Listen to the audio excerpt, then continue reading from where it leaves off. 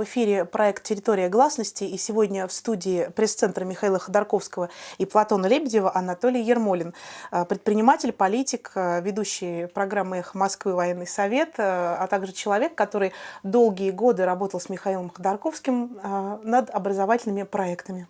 И первый вопрос сразу хочу вам задать про последствия дела ЮКОСа.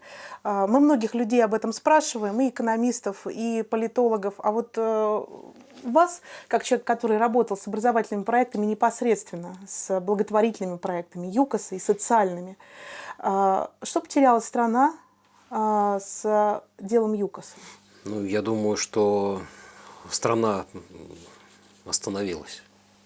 Вот как раз вот остановилась на пути движения к конкурентному рынку, на пути к движению к экономике знаний, к экономике инноваций.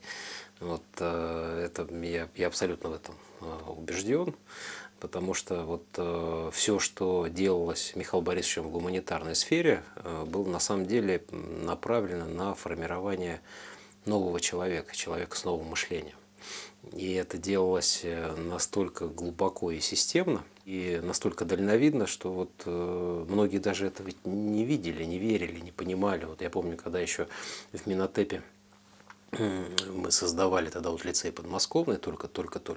Это мне откровенно сотрудники говорили, ну что за блажь-то, сейчас Михаил Борисович там наиграется и забудет про это дело. Вместо этого мы получили в развитии проект «Новая цивилизация» и Федерация интернет-образования. Расскажите, пожалуйста, подробнее, каким образом вы пришли к этим образовательным проектам, как вы встретились впервые с Михаилом Ходорковским и чем вы занимались, когда работали в спецслужбах? То есть, если я правильно понимаю, вы были на офицерской должности в спецподразделении «Вымпел». Ну, я действительно служил в этом подразделении, служил 10 лет после второго штурма собственного Белого дома, как-то вот понял, что надо с этим что-то делать. Ну, откровенно говоря, это даже было не мое решение прекратить эту службу, просто так жизнь сложилась. Я знаю, что в лицее подмосковном учатся дети, которые столкнулись с Бесланом, с Нордостом, кто потерял там своих родителей, близких.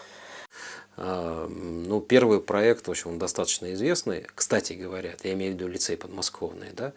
Ведь нам категорически было запрещено о нем рассказывать, об этом проекте, потому что это был семейный, частный, глубоко личный проект семьи Ходорковских. Там и вот Борис Моисеевич, он как беспризорник там, вот, военного времени, вот это вот такой вот личный проект. И буквально вот уже в первые дни, там, когда Михаил Борисович стал руководителем и руководить ЮКОСом, он меня спросил, ну что вы думаете, что мы можем сделать с точки зрения молодежной политики, поддержки вот здесь молодежи, детей. Вот. И так появился проект «Новая цивилизация». Школа как демократическая республика, там, да, вот как бы межшкольные фестивали, летние лагеря. У нас же был период, у нас было 74 летних лагеря по стране. Только на Байкале было 4 лагеря. 2 со стороны Иркутска, 2 со стороны Улан-Удэ.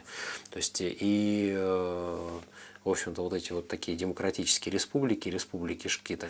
Мы по всему миру искали самый лучший опыт образовательный, да, воспитательный. Да, и причем мы не спешили его внедрять, потому что мы не собирались терять там орляцкий опыт, артековский опыт, там, опыт педагогической дореволюционной России, скаутский опыт, в том числе российский скаутский опыт. Да, вот, и то есть у нас была такая вот креативная инновационная фабрика, да, в которой работали известные ученые, да, там, ну, если я скажу, что 150 тысяч наших воспитанников прошли такую углубленную подготовку, я точно как бы не ошибусь.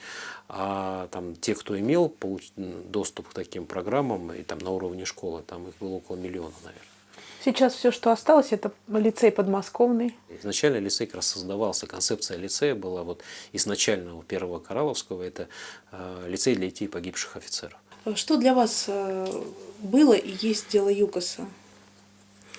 Изменилось как-то ваше представление о ситуации за эти 7 лет в стране? Ну, для меня на самом деле дело ЮКОСа как было, так и остается. И с годами я только укрепился в том, что это некий рычаг, инструмент влияния на всю страну. Я это не просто там догадываюсь, я просто это знаю, потому что я видел ситуации, когда просто крупным бизнесменам объясняли, там, ты что так себя ведешь? Смотри, делай ЮКОС. То есть это стопроцентно устрашающая акция. Я считаю, что это не просто соперничество Владимира Владимировича там, и с Михаилом Борисовичем или Михаила Борисовича с Владимиром Владимировичем. На самом деле это соперничество новых российских элит и старых отживающих российских элит. Вот все, что связано с Владимиром Владимировичем, это умирающие элиты. Да? Но они сильны, у них есть нефть, у них есть власть. Я думаю, что это вообще-то социокультурное соперничество, потому что за Михаилом Борисовичем стоит совсем другой слой, совсем других людей, совсем других лидеров, совсем с другим мировоззрением. Со времени ареста Михаила Борисовича, вот 7 лет уже, изменилось очень много в тех институтах, которые могут повлиять на ситуацию. Это прежде всего СМИ. Да? Мы видим, что произошло там с ТВ-6, с НТВ, Дума, пожалуйста, последние выборы тоже много показали здесь. Откуда взяться изменениям? Знаете, какой вот у меня образ, я вот думал, как это можно, с чем сравнить вот, как бы вот из истории России. Вот, ну, мы много работали в том числе в Томской области, и вот мне как раз известна такая история, что в Томске в свое время Томск, ну, имел все предпосылки, чтобы стать столицей Сибири. Да, то есть он был один из наиболее динамично развивавшихся центров. Да. Вот, и было принято решение, что железная дорога пойдет через Томск. Так вот, купцы, которые занимались гужевым извозом, да, они столько денег туда повывезли, в Москву, да, чтобы дорога ни в коем случае не пошла через Томск и не сломала им их бизнес. Да. То есть вот и дорога таки пошла через Новосибирск. И Томск, он, конечно, и сейчас очень приличный город, да, но ему уже никогда не суждено стать столицей Сибири. Да. Вот мне кажется, что вот сейчас российские элиты, вот, и те люди, которые олицетворяют нынешнюю государственную власть, там, к сожалению, да, вот они подобны тем самым гужевым купцам, да, потому что они вместо того, чтобы садиться в современный автомобиль, они все-таки предпочли телегу там, и так и продолжают там, выпускать эти телеги, потому что они монополисты на этом рынке. Ну, в том числе, эта же самая аналогия может быть применена к государственным компаниям. Но самое печальное, да, то, что вот эта система не может сама себя вылечить. А в этой ситуации появляется что? Появляется то, что мы вообще неадекватно себя оцениваем. То есть мы не знаем, что у нас нет спорта, пока мы не едем на Олимпиаду. Да, там. Мы не знаем, что у нас там такие серьезные проблемы с промышленностью, когда не случается ситуация там, с Саяно-Шушенской ГЭС. Да? То есть вот у нас вот вся бутафория, которая создается в средствах массовой информации, она становится отчасти какой-то реальностью для людей. Возможно ли увидеть всем нам справедливый вердикт вот в ближайшее время? Что этому помогает и что этому мешает? По моим ощущениям, Михаил Борисович и Платон Леонидович не стопроцентно выигрывают. Ну вот любой здравомыслящий человек, который вот приходит на процесс, да, он слышит очень убедительные аргументы, он слышит профессионалов, он слышит людей, которые там, прекрасно понимают, чем там скважинная жидкость отличается от нефти. Там. И любой неангажированный человек, он прекрасно понимает, что это все какой-то такой вот спектакль, в котором там все роли распределены и все заранее известно.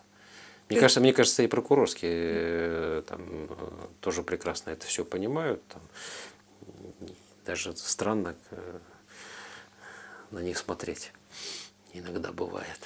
Итак, я благодарю Анатолия Ермолина за то, что он пришел на территорию гласности, сделал какие-то свои прогнозы, рассказал много интересного о проектах, реальных проектах Михаила Ходорковского, которые до сих пор живут. До свидания.